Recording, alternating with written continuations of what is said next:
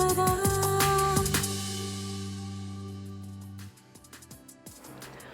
बिस्मिल्लाहिर्रहमानिर्रहीम जनाब, आज हम मिल रहे हैं welcome back professor Ali Malik से। और प्रोफेसर मलिक साहब जो हैं ये बहुत अच्छे हर्बलिस्ट हैं और प्रोफेसर हैं। और आपको मेरी आवाज़ से भी अंदाज़ा हो रहा होगा, और आजकल तो मौसम भी इस किस्म का है कि हर एक बंदा जो है इज़ अंडर द वेदर। हम सबको एलर्जी का, वायरल का, फ्लू का, गले में खराश का जो है वो सामना है। और प्रोफेसर साहब, ये सिलसिला जो है पूरी सर्दियों में, किसी को अस्थमा है उसके लिए मसला, मौसम चेंज होगा दोबारा तो फिर पोलन्स का मसला, वैसे जो है बच्चों को हर वक्त खांसी, गला ख़राब, बुखार। तो आज हम इसी के बारे में अपने देखने वालों को बताना चाह रहे हैं कि अभी जैसे मौसम तब्दीली के अमल से गुजर रहा है, तो इस मौसम में ये जो मसले हो रहे हैं गले की खराश के और एलर्जीज़ के, इनके लिए क्या किया जाए? आपने बहुत ऑन द स्पॉट बात की है, बहुत टू द पॉइंट बात की है। आजकल वाकई ये चीज़ें बहुत ज़्यादा देखने को मिलती हैं, जबकि पहले ऐसा बहुत कम होता था। रीज़न्स अगर हम देखें तो हमारी इम्यूनिटीज़ बेसिकली वीक हो चुकी हुई हैं कि चेंजिंग वेदर जो है वो हमारी बॉडी बेयर नहीं कर पाती है। अब इसके पीछे रीज़न्स तो काफ़ी सारे हैं, लेकिन हम टिपिकल जो इस वक्त हमारे साथ चल रही हैं कुछ चीज़ें, उनके ऊपर बात कर लेते हैं। ठीक है। इट्स अ सेइंग कि तूफ़ान जब आता है या जिस वक्त वापस जा रहा होता है उस वक्त सबसे ज़्यादा तबाही मचाता है। ठीक है, इसी तरह से बदलता मौसम, जिस वक्त कोई भी मौसम नया आ रहा है उस वक्त प्रॉब्लम्स क्रिएट करता है, क्योंकि हमारी बॉडी एटमॉस्फेरिक चेंजेस को इतना इजीली हैंडल नहीं कर पा रही होती है। आप अभी राइट नाउ डे टाइम का टेम्परेचर देखें तो वो 31-32 डिग्री सेंटीग्रेड्स है, और रात का एकदम से 16-17 पर जा रहा है जी, जो कि 15 डिग्री का एक बड़ा ड्रास्टिक ड्रॉप है, ड्रास्टिक चेंज है। और फिर इसी तरह से हम देखते हैं जो हमारी डाइट हैबिट्स हैं उसके अंदर भी बहुत सारी ऐसी चीज़ें हैं जो हमारी इम्यूनिटी को बिल्ड करने की बजाय हमारे ऊपर बर्डन क्रिएट कर रही होती हैं। तो पहली चीज़ तो ये आ गई।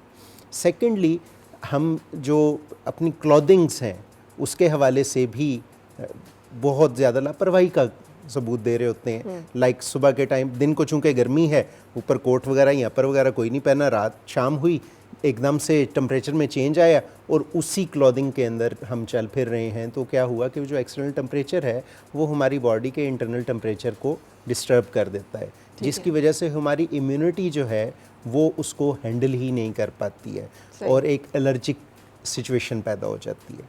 बॉडी उसको फौरी तौर पे हैंडल करने के लिए क्या करती है कि एक नई फोर्स को बनाना शुरू करती है जो कि एलर्जिक कंडीशन क्रिएट कर देता है। तो क्या करें फिर? कार्डिगन साथ लेके फिरें, फ़ौरन से पहने? हाँ, होना तो चाहिए ऐसा कि आप जो है, आपको अगर मालूम है कि रात को आपकी वापसी लेट से 8 बजे होनी है, आप सुबह 10 बजे घर से निकल रहे हैं, तो आपके पास एक अपर मौजूद हो, आप गाड़ी में रख लें, बाइक पे अपने साथ जो है लगा लें। ठीक है। अगर आपको पता है कि आपने सुबह अर्ली मॉर्निंग निकलना है, डे टाइम में वापस आना है, तो अर्ली मॉर्निंग तो खुद ब खुद ही फजर के टाइम आजकल हम बाहर निकलते हैं ना जिस वक्त नमाज के लिए, तो बॉडी को फ़ौरन पता चलता है यार ठंड है, तो वापस फ़ौरन जाके तो कुछ ऊपर पहना और फिर गए। तो इस तरह से हमारे लिए एक थोड़ा सा एक बैकअप प्लान लाजमी होना चाहिए। ठीक है। एक तो ये चीज़ आ गई। सेकेंडली, हमारी जो फूड है उसको हमने बेटर करना है। अच्छा। फूड के अंदर हमें कोशिश ये करनी चाहिए कि जब सीज़न चेंज हो रहा है ख़ास तौर पे, तो उसमें फ्लूइड्स का इस्तेमाल जो है वो बढ़ाएं अपना। कहवे हैं कुछ हमारे किचन में मौजूद हैं हर्ब्स जो हमें इसमें बड़ा हेल्प करती हैं, बहुत ज़्यादा हमारे लिए हेल्पफुल साबित होती हैं। हमें वो यूज़ करके 80% केसेस के अंदर तो डॉक्टर तक जाना ही नहीं पड़ता। ठीक है। 20% केसेस में आपको शायद किसी फिजिशियन के पास जाना पड़े। चलिए फिर शुरू करते हैं, बताइए कौन कौन से कावे हैं, क्या क्या बना सकते हैं? आजकल जैसे हम गर्मी से सर्दी में शिफ्ट हो रहे हैं, तो इस मौसम के अंदर हमारे पास किचन के अंदर क्लोव्स, लौंग मौजूद हैं, दारचीनी मौजूद है, हमारे पास किचन में अदरक मौजूद है, हमारे पास किचन में लहसुन मौजूद है, हमारे पास किचन में शहद मौजूद है, कलवंजी, अजवाइन, ये वो मसाला जात हैं जो हमारे किचन के अंदर हर वक्त मौजूद ही रहते हैं। और ये तमाम वो हर्ब्स हैं, इनके अगर हम बोटेनिकल प्रॉपर्टीज़ को देखते हैं तो ये हमारी इम्यूनिटी को भी बूस्ट करती हैं। हमारी बॉडी के अंदर जो भी वायरसेस आ रहे हैं, एंटी वायरल प्रॉपर्टीज़ भी ये रखती हैं उन वायरसेस को किल करने के हवाले से। फिर हमारी बॉडी के अंदर एक वार्मथ क्रिएट करती है जो कि एक्सटर्नल टेम्परेचर को इजीली बेयर करने के काबिल हमें बनाता है। ठीक है। तो हम इनको यूटिलाइज कर सकते हैं। इनको यूटिलाइज करने के हवाले से there are several things, there are several methods. सबको इकट्ठा डालना है किसी नहीं, एक हम टीम कॉमन मेथड्स की बात करते हैं कि क्या चीज़ किस कंडीशन में हमें बेस्ट रिजल्ट्स देंगी। ठीक है। जब सर्दियाँ आ रही होती हैं, खांसी का, गले की खराश का, बुखार का इशू हमें बहुत ज़्यादा देखने को मिलता है। उसके लिए 3 चीज़ों का एक कहवा आप यूज़ करें, it will give you marvellous results.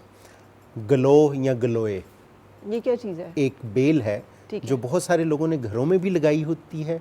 हमारे जो ये फैसिलिटी है, विसिनिटी है, इस्लामाबाद, रावलपिंडी, पंजाब पूरा तकरीबन, कश्मीर पूरा तकरीबन, यहाँ पर ये बेल खुदरो भी हमें नज़र आती है अक्सर जगहों पर। इसका पान की तरह का बड़ा सा पत्ता होता है और जहाँ पर भी आप इसको देखेंगे, इसको बस जगह मिलनी चाहिए और ये अपने आप को लपेटती चली जाती है और फैलती चली जाती है। अच्छा। इस्लामाबाद में तो बल्कि अक्सर मैंने देखा है कि ये इवन बिजली की तारों के साथ भी जो है वो लिपटी हुई होती है, इतनी ज़्यादा फ्लॉरिश कर चुकी हुई होती है। तो उसका 2 इंच का टुकड़ा अगर फ्रेश मिल जाए, अगर फ्रेश नहीं है पंसारी से आपको इजीली मिल जाएगी, कोई मुश्किल नहीं है। गलो भी कहते हैं, गलोए भी कहते हैं। ठीक है। ठीक है। इसकी बहुत ज़बरदस्त एंटी वायरल प्रॉपर्टीज़ हैं, बहुत ज़बरदस्त एंटी पायरेटिक प्रॉपर्टीज़ हैं। ठीक है। और अगर मैं रियलिटी चेक दूं और रिसर्च बेस्ड, वो ये है कि पैनाडोल से ज़्यादा अच्छी एंटी पायरेटिक है। अच्छा, यानी अगर बुखार भी हो रहा है, बुखार उतारने के लिए ये बहुत ज़्यादा इफ़ेक्टिव है, इवन पैनाडोल से कहीं ज़्यादा बेहतर। तो खाली ये लेकर खाली 2 ये चीज़ का भी ली टुकड़ा, जा सकती है। सही। इसको मज़ीद इफ़ेक्टिव बनाना है हमने, तो इसके अंदर 1 पिंच जो है हम अजवाइन डाल देते हैं और साथ में थोड़ी सी चंद दाने, 5 से 7 दाने काली मिर्च के डाल लेते हैं। ठीक है। और इसका आप कहवा बनाएं और वो पी लें। इंशाल्लाह विदिन 15 to 20 मिनट्स क्या होगा कि आपकी बॉडी प्रेस्पिरेट करेगी, पसीना आएगा खुल के और बुखार की शिद्दत टूट जाएगी। ठीक है। पहला स्टेप ये हो गया। अब सेकंड स्टेप पर आते हैं जो गले की खराश और दर्द की है, जो आजकल बहुत ज़्यादा लोगों को परेशान कर रहा है। आपने सिर्फ 3 चीज़ें ले लेनी हैं, काली मिर्च, हल्दी, शहद। ठीक है। और अगर इसको बहुत ज़्यादा इफ़ेक्टिव बनाना चाहते हैं तो नबी करीम सल्लल्लाहु अलैहि वसल्लम ने हमें एक बहुत प्यारा तोहफ़ा अता किया है, कुस्ते बहरी या कुस्ते शीरी का। ठीक है। नबी करीम सल्लल्लाहु अलैहि वसल्लम की हदीस में मुबारक है, टॉन्सिल्स के हवाले से उनके सामने एक वालदा अपने बच्चे का गला दबा दबा के मल मल के उसको तकलीफ़ पहुंचा रही थी। तो आपने जब वो देखा तो शफ़क़त फरमाई और कहा कि क्यों इसका गला घोटती हो जबकि तुम्हारे पास कुस्ते बहरी मौजूद है।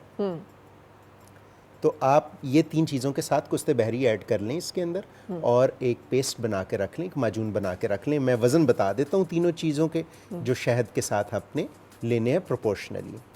कुस्ते शीरी 50 ग्राम्स, ठीक है। हल्दी powder 50 grams, black pepper 10 grams. अब हल्दी हमारे पास जो किचन में मौजूद है वही यूज़ कर लें अगर रिलायबल सोर्स से ली हुई है। सही।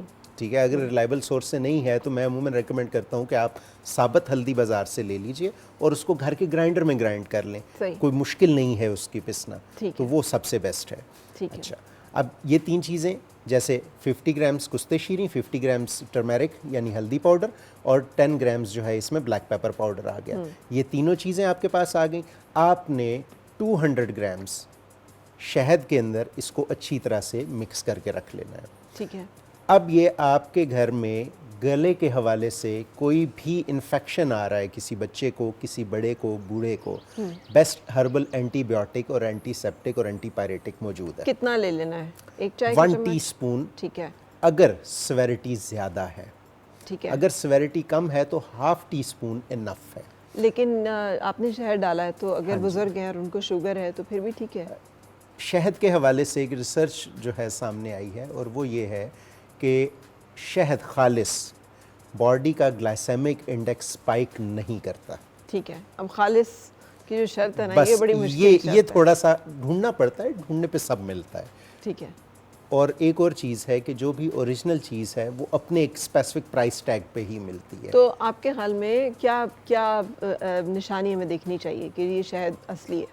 शहद असली के हवाले से हमारे एक बड़े अच्छे दोस्त हैं, वो हनी बी प्रोजेक्ट NARC के रिसर्चर भी रहे हैं और उनका ये कहना था कि बहुत सारे ऐसे कारीगर मौजूद हैं कि हमारी लैब्स तक भी उस शहद को नहीं पकड़ पाती हैं, सही, वहाँ पर भी वो पास हो जाते हैं टेस्ट से। तो रिलायबिलिटी इसकी एक ही है कि आपका सोर्स जो है वो रिलायबल हो। इसके हवाले से आजकल वो पहले कहावतें मशहूर थी कि जी अगर आप जो है वो रोटी पर लगा के कुत्ते के आगे रखेंगे शहद नहीं खाएगा, वो एक ये कहावत मशहूर थी, लेकिन हकीकत यह है कि अगर वो भूखा होगा तो वो खा लेगा। फिर इसी तरह से एक कहावत ये भी थी, या एक टेस्ट ये भी किया जाता था कि पेपर के ऊपर हनी को लगा के उसको बर्न किया जाता था, अगर हनी असली है तो वो बर्न हो जाएगा, अगर नहीं है तो वो बर्न नहीं होगा। इसी तरह से कुछ लोग जो है वो ये कहते थे कि अखबार के ऊपर लगा दें, अगर जो है 5-7 मिनट के अंदर उसकी बैक पर मॉइस्चर आ जाए तो इट मीन्स कि ये मसनूई है, और अगर मॉइस्चर नहीं आया तो वो रियल है। तो बहुत सारे लोग आज भी इन्हीं टेस्ट को परफॉर्म करके शहद की असलियत को जानने की कोशिश लेकिन करते अगर हैं। आपको पहचान है तो बस आपको फिर पता होना चाहिए कि आपने एग्जैक्टली, असली लेकिन शहद एक लेना है। चीज़ जो बड़ी अहम है यहाँ पर मैं बता दूँ, एक दफ़ा आप रियल हनी खा लेंगे तो आप जब भी रियल हनी खाएंगे आपको फ़ौरन पता चलेगा। और एक टेस्ट मैं बताऊँगा जिसके हवाले से मैंने बेशुमार दफ़ा जो रियल है और जो आर्टिफिशियल है दोनों में फ़र्क चेक किया है, वो ये कि जब भी आप शहद को स्मेल करेंगे उसकी फ्रेगरेंस आपको यहाँ नॉस्ट्रल्स में नहीं बल्कि बेस ऑफ द नोज़ पे आएगी, नंबर 1। नंबर 2, जैसे ही आप खालिस शहद, बेशक आधा चम्मच क्यों नहीं है, आप निगलेंगे तो आपको हलक में यहाँ पर हल्की सी खराश की कैफियत महसूस होगी निगलते के दौरान, और साथ में ये एहसास होगा कि जैसे मैं 1-2 घूंट पानी पी लूँ। ठीक है, तो ये दो ऐसी निशानियाँ टेस्ट्स हैं, आप ये जो निशानियाँ हैं। आजकल ये जो बी फार्मिंग जिसे कहते हैं, जी बिल्कुल, इसको या बी हाइव्स लोगों ने रखे होते हैं उसमें से निकाल के देते हैं, उसको आप असली शहद मानते हैं? मैं इसको 2 कैटेगरीज के अंदर यहाँ पर शेयर करूँगा इस बात को। एक्सपर्ट्स ये कहते हैं कि जो नेचुरल हैबिटेट्स हैं, अगर तो वो फ्लोरा लेकर आ रही है, फ्लावर्स के ऊपर से उठा कर ला रही है पोलन्स, और वहाँ से वो अपनी खुराक लाकर और शहद बना रही है, भले वो उन बॉक्सेस के अंदर बना रही है, तो दैट्स गुड, दैट्स ओके। ठीक है, एंड इफ़ नॉट, इर्द गिर्द कहीं पर शक्कर या चीनी का महलूल रखा हुआ है कि मक्खी उड़ती है अपने बॉक्स से, वहाँ से उसको पीती है और आके वो शहद की फॉर्म में छत्ते के अंदर इकट्ठा कर देती है, तो ऑब्वियसली वो एक अब इतनी इंट्री केसेस का कैसे पता चले? सल्लम अलैक है, आप शायद लेके हुए कीजिएगा। अच्छा, दूसरा क्या इसमें आप कह रहे थे और भी कहा जाता है, तो एक तो ये पेस्ट हो गया, और क्या चीज़ है? एक ये पेस्ट है, एक कहवा मैंने बता दिया, एंटीपायरेटिक कहवा, और साथ में हमने हर्बल एंटीबायोटिक गले के दर्द या गले के इन्फेक्शन के लिहाज से के लिए। हाँ, ठीक है। ठंड लग जाती है अक्सर लोगों को, सीना सारा जकड़ा जाता है, रेशा बनना शुरू हो जाता है, बलगम काफ़ी ज़्यादा आना शुरू हो जाता है, बाज़ लोगों को खुश्क जो है खांसी आ रही होती है सीने से, फेफड़ों से, कि खांस खांस के पसलियों में शदीद दर्द शुरू हो जाता है। तो ऐसी सूरत में लौंग, दारचीनी, जलवत्री, ठीक है, ये तीनों चीज़ें गरम मसाले के अंदर मौजूद होती हैं। हम वज़न नहीं, मैं इनके वेट्स बता देता हूँ। लौंग जो है वो 50 ग्राम्स होंगे, दारचीनी 30 ग्राम और जलवत्री 10 ग्राम। ठीक है, ठीक है। ये जो मई रिंग्स हैं, इसके हवाले से एक चीज़ मैं शेयर करता चलूँ, ये बड़ी इम्पॉर्टेंट चीज़ है। ये हमारे हर्ब्स को बायोफॉर्म में एक्टिवेट भी करती हैं या उसके फंक्शंस को स्लो डाउन भी करती हैं। तो एक दफ़ा फिर इसकी रेशो दोहरा दें। मैं फिर बता देता हूँ। लौंग 50 ग्राम्स होंगे, दारचीनी 30 ग्राम्स होगी, और जो जलवत्री है वो 10 ग्राम्स होगी। ठीक है, ठीक है। इन तीनों को पाउडर करके रख लें आप, ½ टीस्पून, अगर सेवेरिटी नहीं है, अभी शुरू हुआ है, ठीक है, और अगर सेवेरिटी हो चुकी है तो उस सूरत में 1 टीस्पून फुल ठीक है, गर्म पानी के साथ इस्तेमाल करेंगे, सुबह दोपहर शाम तीनों टाइम, सही, 3 दिन मैक्सिमम। इंशाल्लाह जो ठंड लगी हुई है फेफड़ों के अंदर, सारी इन्फेक्शन हो गया है, वो कवर अप होता चला जाएगा, ठीक है, जो कि ठंड लगने की वजह से है। सही, अगर जो है हैप्चुअल है, जैसे निमोनिया जिन लोगों को बचपन में रहा होता है बार बार, तो जिन लोगों को निमोनिया रहा होता है बार बार, उन लोगों के अंदर ये टेंडेंसी बहुत ज़्यादा होती है कि they are prone to cold. ठीक है, सर्दी उन्हें बहुत जल्दी लग जाती है, तो उनके लिए मैं ये रेकमेंड करता हूँ कि इसी के अंदर हनी ऐड करके रख लें, लाइक ये जो है 90 ग्राम्स टोटल पाउडर बनता है, तो इससे 2 गुना हनी यानी 180 ग्राम्स इसके अंदर हनी ऐड करके रख लें। और रोज़ाना सुबह उठ के खाली पेट 1 टीस्पून फुल इस मिक्सचर का वो लेना शुरू कर दें। सर्दियां आने से तकरीबन 15 दिन पहले से उनको सर्दियां तंग नहीं करेंगी। अच्छा, पोस्ट नेज़ल ड्रिप जो है ये भी एक बहुत बड़ा इशू है और अक्सर बच्चों, बड़ों, बूढ़ों कोई मतलब कैद नहीं है, सबको होता है। क्यों होता है? और इसको क्या कहते हैं, दायमी नज़ला कहते हैं आप लोग? दायमी नज़ला भी कहा जाता है, हाँ। और केरा भी कहा जाता है। अच्छा, केरा भी कहा जाता है। तो इसका क्या इलाज है, इसका क्या सोल्यूशन इसके हवाले से होता क्यों है? जी मैं अर्ज़ कर देता हूँ। ये बेसिकली होता है हमारी नेज़ल कैविटी के अंदर जो फाइन मेम्ब्रेन है, म्यूकस मेम्ब्रेन उसको कहा जाता है, वो इन्फेक्टेड रहने लग पड़ती है और मुसलसल इन्फेक्शन रह रह के उसके अंदर एक इन्फ्लेमेशन जो है वो पक्की बैठ जाती है। तो ये साइनसाइटिस का आप कह रहे हैं? साइनसाइटिस आप सॉर्ट ऑफ कह सकते हैं, एक टाइप है साइनसाइटिस की जिसको रेनाइटिस भी कहा जाता है। ठीक है, ठीक है, बेसिकली ये रेनाइटिस है। ठीक है, ठीक है। साइनसाइटिस के अंदर तो साइनसेस जो हैं आपके सारे के सारे जो फेस के अंदर हॉलो बोन्स हैं वो भी इन्फ्लेम्ड हो जाती हैं। ठीक है, ठीक है। जो रेनाइटिस है उसके अंदर सिर्फ क्या है कि आपकी नेज़ल जो ये दोनों कैविटीज़ हैं इसके अंदर जो मेम्ब्रेन है वो सिर्फ इन्फ्लेम्ड होती है। अब इसका क्या हल है? साइनसेस बच जाते हैं। इसका हल बहुत ज़बरदस्त और बहुत आसान है। लेवेंडर का नाम आपने सुना होगा। लेवेंडर खुशबू के लिए भी इस्तेमाल किया जाता है। फिर इसके अलावा लेवेंडर की एक बहुत बड़ी जो खासियत है, इसको अस्तुखुदूस का नाम दिया जाता है। इसका अस्तुखुदूस के नाम से आपको किसी भी पंसारी से मिल जाएगा। हो सकता है उससे जाके आप कहीं जी लेवेंडर दे दो तो वो लेवेंडर नहीं आपको दे सकेगा। ठीक है। ये पर्पलिश कलर के फ्लावर्स होते हैं एक पौधे के। बेसिकली इसकी प्रॉपर्टीज़ ये हैं कि ये जितनी भी इन्फ्लेमेशन है जो कि म्यूकस रिलेटेड हो, ठीक है, जिसमें म्यूकस प्रोडक्शन बढ़ जाए हमारे रेनाइटिस के अंदर, उसको क्लियर आउट करती है। नंबर 1। नंबर 2, एक फिनोमेना ये भी है, तिब्बे यूनानी जो है हमें ये बताती है कि जो केरा है ख़ास तौर पे ये तब ज़्यादा पैदा होता है जब हमारे दिमाग की झिल्लियों के अंदर बलगम की प्रोडक्शन बढ़ जाती है। ठीक है। जो फ्लैगम एक अखलात के अंदर आता है, चलें उसको हम उस लिहाज से नहीं, बड़ा इजी समझते हैं कि हमारा ब्रेन जो फुजला पैदा करता है, जो वेस्ट पैदा करता है, ये उसकी ड्रिपिंग होती है। ठीक है। तो इसके लिए भी अस्तुखुदूस बहुत बेहतरीन रिजल्ट्स तो कैसे लेना है अस्तुखुदूस? अस्तुखुदूस लेने के 2 जो है मारूफ तरीके हैं। एक अतरीफल अस्तुखुदूस के नाम से मुरक्कब है, उसका इस्तेमाल किया जा सकता है। किसी अच्छी कंपनी का किसी भी अच्छी कंपनी का लेके यूज़ कर सकते हैं। ठीक है। अगर वो नहीं करना चाहते तो अस्तुखुदूस जो है किसी भी पंसारी से लें। 5 ग्राम्स उसका पाउडर मोटा बना हुआ, उसका कहवा किस तरह से बनाएंगे? 2 कप पानी लेंगे, उसके अंदर 5 ग्राम्स अस्तुखुदूस डालेंगे। जब वो 1 कप रह जाएगा पानी उबल के, तो उस वक्त जो है उसको इस्तेमाल करेंगे। इसको काढ़ा भी कह सकते हैं आप। ठीक है। ठीक है। इसको ज़्यादा इफेक्टिव बनाना है तो इसके अंदर थोड़ा सा उनाब शामिल कर लें। सही। ये दोनों चीज़ें ऐसी हैं जो कि फिर एंटी इन्फ्लेमेटरी इफ़ेक्ट्स भी रखती हैं हमारे अपर फेस के अंदर जितनी भी इन्फ्लेमेशंस हैं उसके लिहाज से भी। सेकेंडली, ये जो बहुत बड़ा फ़ायदा करती हैं, ये बलगम की प्रोडक्शन ही रोक देती हैं जो कि गैर तबई है। ठीक है। अब साइनसाइटिस, ये मसला भी इन दिनों में जब मौसम चेंज होता है, एलर्जी ट्रिगर हुई होती है, साइनसाइटिस ट्रिगर हुआ आता है, उसके साथ माइग्रेन जुड़ जाता है। तो ये तमाम जो मसले हैं इनका क्या हल है? यखनी। अच्छा। देसी मुर्गी यखनी बहुत इफेक्टिव है इसमें। बेसिकली हो क्या रहा है, हमारी बॉडी एलर्जिक कंडीशन में क्यों लेकर जा रही है? बेसिकली ये हमारी बॉडी का एक डिफेंस मैकेनिज्म है जो कि ओवरली ट्रिगर हो रहा है। ठीक है।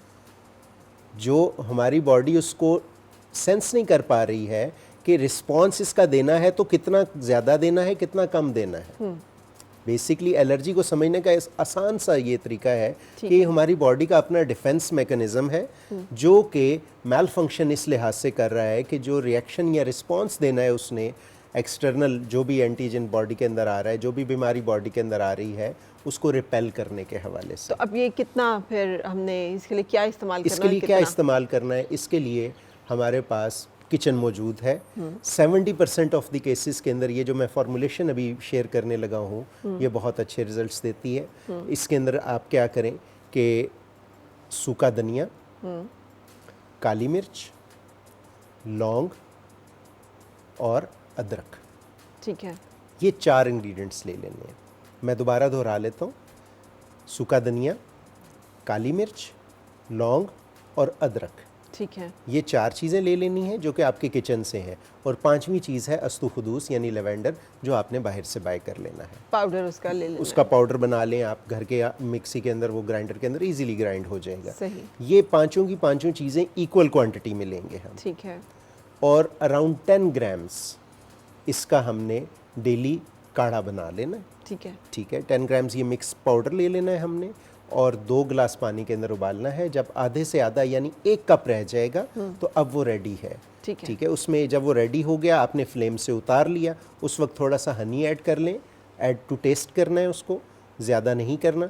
और वो चुस्कियाँ ले के कहवे की तरह से उसको पी लें, सुबह और शाम दोनों टाइम। ठीक है। उससे बहुत ज़बरदस्त रिजल्ट्स हैं। अल्हम्दुलिल्लाह अल्हम्दुलिल्लाह, I have seen many patients जो कि इसकी वजह से साइनसाइटिस, स्नीजिंग, जो ख़ास तौर पे ये एलर्जिक स्नीजिंग है, उससे रिकवर हुए हैं। तो और 1 से 2 सीजन्स के बाद उनकी एलर्जी ख़त्म हो गई है। अच्छा, ये एलर्जी का जब अटैक होता है तो यूजुअली आंखों में खारिश भी हो रही है, पानी भी आ रहा है, छींकें भी आ रही हैं तबातर के साथ।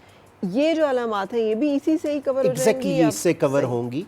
ये साइनसाइटिस जो कि नॉन एलर्जिक है उस पे भी हमें बेनिफिट्स देता है, और जो एलर्जिक साइनसाइटिस है उसके अंदर भी बहुत आउटस्टैंडिंग रिजल्ट्स हैं इसके। ठीक है। 80% ऑफ द केसेस, जैसे मैंने पहले बताया, इसी से ही घर में ही ठीक होना शुरू हो जाते हैं। कोई एंटी एलर्जिक लेने की ज़रूरत नहीं पड़ती है, क्योंकि जितनी भी एंटी हिस्टामिन्स हैं, एंटी एलर्जिक्स हैं, वो एक तरफ इस रिस्पॉन्स को स्टॉप तो कर देती हैं, लेकिन ऑन दी अदर हैंड हमें बहुत सारे और प्रॉब्लम्स के अंदर लेकर जाना शुरू कर देती हैं, साइड इफ़ेक्ट्स की तरफ लेकर जाना शुरू कर। ठीक है। अच्छा, अब ये भी बताइएगा कि ये जो एस्थमा तक, अगर खुदा न खास्ता इन दिनों में एस्थमा का भी अटैक हो, जैसे जैसे सर्दी बढ़ती जाएगी, जिन लोगों को मसला है दमे का, बच्चे हों बूढ़े हों, तो वो बढ़ना शुरू हो जाता है। बच्चों में तो कहते हैं कि अगर बच्चों का एस्थमा है तो 12 साल की एज के बाद यूजुअली बच्चे जो हैं उससे रिकवर कर जाते हैं, बेहतर हो जाते हैं।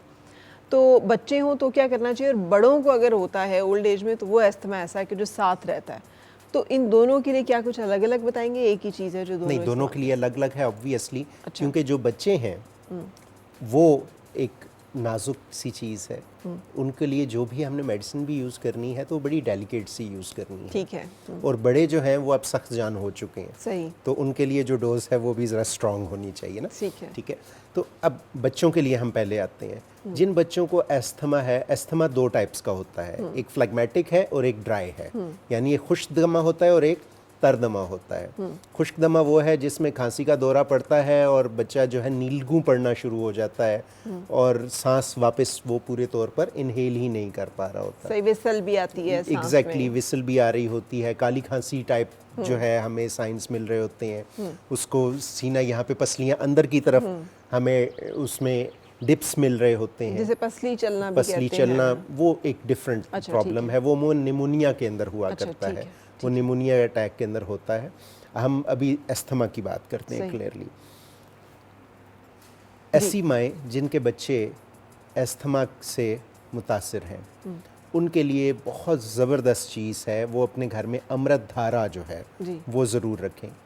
किसी भी अच्छी कंपनी का ले लें, वंडरफुल रिजल्ट्स हैं। अब वो कैसे यूज़ करना है, उसकी भाप स्टीम बच्चे को दें डेली। ठीक है। नंबर 1, ज़्यादा से ज़्यादा आपने 3 ड्रॉप्स डालने हैं एक बाउल के अंदर और उसकी स्टीम जो है बच्चे को दें। ठीक है। एक चीज़। दूसरी चीज़, यही अमृत धारा 3 से 4 ड्रॉप्स उसके सीने पे मलें। ठीक है।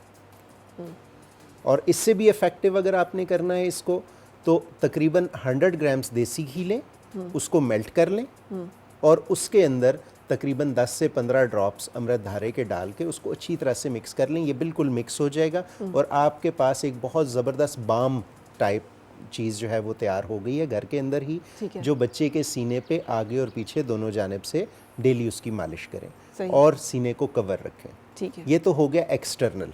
अब आते हैं उसकी मेडिसिन के हवाले से। मेडिसिन के हवाले से सोमा कल्पा, जिसको एफेड्रा प्लांट भी कहा जाता है, और एलोपैथिक जो है इसी से एफेड्रीन निकालती है। ठीक है, वो अकेली चीज़ निकाल लेते हैं, जबकि एफेड्रा प्लांट के अंदर 3 एल्कलॉइड्स ऐसे मौजूद हैं जो कि बॉडी को किसी भी तरह से नुकसान नहीं होने देते हैं। ठीक है। क्योंकि जब एफेड्रिन अकेली यूज़ की जाती है, वो ब्रोंकोडाइलेटर ज़रूर है, वो फेफड़ों की नालियों को ज़रूर फैला देती है, लेकिन उसके बाद क्या होता है कि सांस लेना वो और ज़्यादा मुश्किल हो सकता है अगर थोड़ी सी भी ओवरडोज हो जाए। ठीक है, तो इसकी ओवरडोज हो जाए कोई मसला नहीं है। ठीक है, तो एफेड्रा प्लांट ले लेना है। एफेड्रा प्लांट ले लेना है, उसको पाउडर कर लेना है, और एक और हर्ब है उसको काकड़ा सिंगी कहा जाता है। ठीक है, ये दोनों चीज़ें सेम क्वांटिटी में ले लेनी है। ठीक है। बच्चे को जब भी खांसी का दौरा पड़ने की कैफियत हो, क्योंकि जैसे ही अस्थमा अटैक आने लगता है तो पहले बच्चा थोड़ा सा तेज तेज सांस लेना शुरू कर देता ठीक है। है। 5 से 10 सांस वो इस तरह से तेज तेज लेता है, उसके बाद उससे खांसी शुरू होती है। ठीक है। जैसे ही वालदा को पता चले भाई इसको अटैक आने लगा है, उंगली के ऊपर लगाएं, ठीक है, और वो पाउडर इन दोनों चीज़ों को हनी के अंदर प्रिजर्व करके रख लें, माजून टाइप बना लें। जैसे ही अटैक आने लगा है वो एक उंगली भर लें और बच्चे को चटा दें। उसी वक्त अटैक जो है उसकी इंटेंसिटी कम होती चली जाएगी। तो यही चीज़ बड़े भी यूज़ करेंगे? नहीं, ये चीज़ बड़े नहीं यूज़ करेंगे। अभी बच्चों का ये है कि एक तो ये हो गया इमरजेंसी के अंदर आपने क्या करना है, और रेगुलर रूटीन में क्या देना है। रेगुलर रूटीन में यही 1 टीस्पून अगर बच्चे की एज 1.5 साल से लेकर 3 साल तक है, पूरे दिन के अंदर थोड़ा थोड़ा करके उसको चटा दें। ठीक है। अगर बच्चे की उम्र 3 साल से लेकर 7 साल तक है तो यही 1 टीस्पून सुबह और शाम देंगे उसे। ठीक है। ठीक है, और अगर 7 साल से 12 साल के दरमियान है तो 1 टीस्पून सुबह दोपहर शाम देंगे इसमें से। ठीक है। ठीक है। ऑलमोस्ट 60% केसेस के अंदर बच्चे इसी से ठीक होना शुरू हो जाते हैं। वो जो कहा जाता है ना दमादम से जाता है, ये कंडीशन नहीं होती, बल्कि बच्चे तकरीबन साल 1.5 के अंदर अंदर रिकवर कर जाते हैं। बिल्कुल ठीक है। ठीक है, ये टोटली हर्बल है, नेचुरल है, इसका कोई साइड इफेक्ट नहीं है। अच्छा, बड़ों में जल्दी से बताएं। बड़ों के हवाले से ऑब्वियसली बड़ों के हवाले से अगर हम बात करें तो बड़ों ने क्या करना है कि सोमाकल्पा, काकड़ा सिंगी, फिर इसके साथ कलवंजी और मेथरे, ठीक है, ये चारों चीज़ें ले लेनी है। हम वज़न ले लेनी है, इसका पाउडर बना के रख लें। आप इसको हनी में भी बना सकते हैं और बगैर हनी के भी यूज़ कर सकते हैं। अगर आप हनी में बनाएंगे तो 1 टेबलस्पून यूज़ करेंगे, और अगर आपने विदाउट हनी यूज़ करना है तो 1 टीस्पून यूज़ करेंगे पाउडर फॉर्म में। इसको नीम गर्म पानी के साथ लें। सबसे बेस्ट है कि आप इसको लौंग और दारचीनी के कहवे के साथ लें। ठीक है, दिन में 2 से 3 दफ़ा लिया जा सकता है, और बहुत आउटस्टैंडिंग इसके भी रिजल्ट्स हमें मिलते हैं। बिल्कुल सही, thank you very much. Welcome. ये टॉपिक्स ऐसे हैं कि अभी मौसम शुरू हो गया तो ये हम आपके साथ डिस्कस करते रहेंगे, लेकिन आई होप कि इसमें बहुत सारी चीज़ें जो आपको बताई गई हैं वो आपके लिए इफेक्टिव होंगी। और यहाँ पे एक ब्रेक के लिए रुकेंगे, और ब्रेक के बाद फिर आपसे मुलाकात होगी आज के मेहमानों के साथ।